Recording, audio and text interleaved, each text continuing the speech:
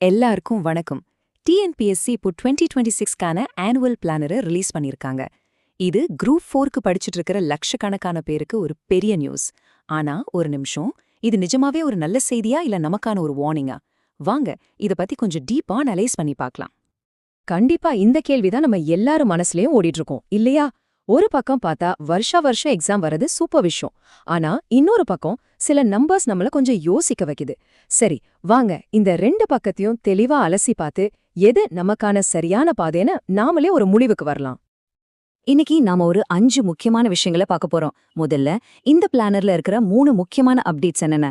அடுத்து, வேகன்சிஸ் நிஜமாவே குறையுதா? மூணாவதா, 2026 எக்ஸாமை மிஸ் பண்ணா என்ன பிரச்சனை வரும்?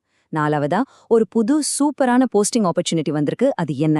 கடைசியா, நேரத்தை சரியா பயன்படுத்துறது எப்படின்னு பார்க்கலாம். சரி வாங்க விஷயத்துக்குள்ள போலாம். இந்த புது ஆனுவல் பிளானர்ல இருந்து நம்ம கண்டிப்பா தெரிஞ்சுக்க வேண்டிய மூணு முக்கியமான தகவல் இருக்கு. அது என்னன்னு ஒன்னொன்னா பார்க்கலாம். சொல்லப்போனா இந்த முழு பிளானரையும் 2 வரியில சொல்லிடலாம். ஒரு குட் நியூஸ், ஒரு பேட் நியூஸ். குட் நியூஸ் என்னன்னா, இனிமே குரூப் 4 எக்ஸாம் வருஷம் நடக்கும். நம்மோட ப்ரிப்பரேஷனுக்கு ஒரு கண்டினியூட்டி இருக்கும். ஆனா பேட் நியூஸ் என்னன்னா, வேகன்சிஸ் எண்ணிக்கை குறைஞ்சுக்கிட்டே வருது. இது எதை காட்டுது? இப்போ இந்த வேகன்சிஸ் குறையுதுங்கிறத சும்மா வார்த்தையா மட்டும் பார்க்காம நம்பர்ஸ் வச்சு பார்த்தாதான் அதோட சீரியஸ்னஸ் நமக்கு புரியும். அப்போதான் வரப்போற காம்படிஷன் எவ்வளவு டஃப்பா இருக்க போகுதுன்னு நம்மளால உணர முடியும். இந்த சார்ட் கொஞ்சம் பாருங்க.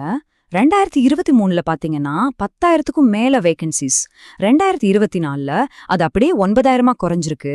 ஆனா 2025ல பாருங்க, வெறும் 5,000 சொச்சம் தான். இந்த 3 வருஷத்துல மட்டும் கிட்டத்தட்ட 25,000 பேருக்கு வேலை கிடைச்சிருக்கு. இது ரொம்ப நல்ல விஷயம்தான். ஆனா அடுத்தடுத்த எக்ஸாமுக்கு இது என்ன சொல்ல வருது?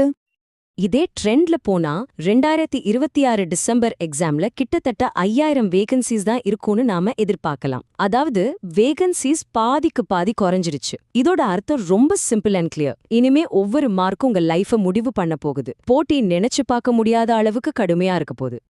சரி, வேகன்சிஸ் கம்மியா இருந்தா என்ன, நாம அடுத்த வருஷம் பாத்துக்கலாம் நீங்க நினைக்கிறீங்களா?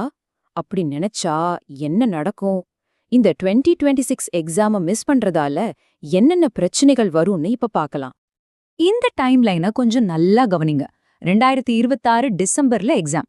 ஒருவேளை நீங்க இதை மிஸ் பண்ணிட்டீங்கன்னா 2027ல குரூப் 4 எக்ஸாம் வருமாங்கிறதே ஒரு பெரிய கேள்விக்குறிதான். அடுத்த சான்ஸ் உங்களுக்கு 2028ல தான் கிடைக்கலாம். சும்மா யோசிச்சு பாருங்க. 2 வருஷம். உங்க வாழ்க்கையில 2 வருஷம் வெயிட் பண்ண நீங்க ரெடியா? 2 வருஷம் வெயிட் பண்றது ஒரு பக்கம் இருக்கட்டும், அதை விட ஒரு பெரிய ஆபத்து நமக்கு காத்திக்கிட்டு இருக்கு. ஸ்கூல் புக்ஸ் மாறப்போகுது. புக்ஸ் மாறினா என்ன ஆகும்? ஆட்டோமேட்டிக்கா டிஎன்பிசி சிலபஸும் மாறும். அப்போ என்ன ஆகும்? நீங்க இத்தனை நாள் கஷ்டப்பட்டு படிச்சது எல்லாமே வேஸ்ட். மறுபடியும் ஃபர்ஸ்ட்லேருந்து ஆரம்பிக்கணும். இதை விட ஒரு பெரிய செட்பேக் இருக்க முடியுமா சொல்லுங்க? இவ்ளோ சவால்கள் இருக்குன்னு சொல்லி உங்களை பயமுறுத்திட்டுனா கவலைப்படாதீங்க. இந்த 2026 எக்ஸாம்ல ஒரு சூப்பரான ஒரு அட்டகாசமான வாய்ப்பும் இருக்கு. இது டாப் ரேங்க் எடுக்கணும்னு நினைக்கிறவங்களுக்கு ஒரு பெரிய மோட்டிவேஷனா இருக்கும். ஆமாங்க, இந்த தடவை ஒரு ஜாக்பாட் ஆப்பர்ச்சுனிட்டி இருக்கு.